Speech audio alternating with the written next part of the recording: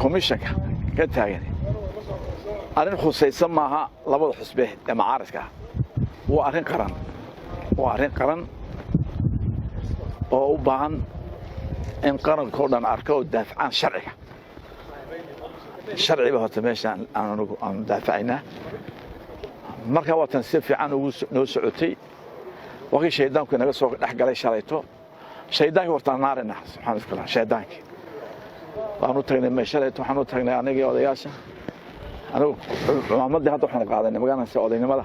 si xusbiga halkaan ayaan dhignay wasiirka daaqli waa u tagnay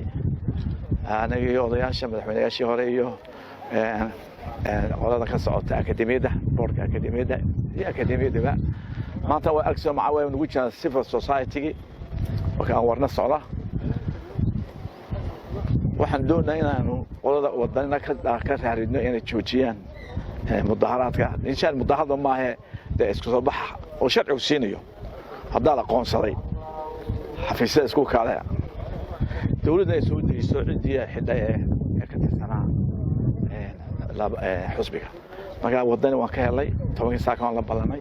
madashiro aad u mahadsantahay way ergeyga ku yimaadeen wayna ogolaan ergadii haddana waxaan ku socnaa wasiirka arrimaha dibadda ee gudaha isla insha Allah naga ogolaan doona ergada madaxweynaha jiniya jawaan isku tagi doona insha Allah ta'ala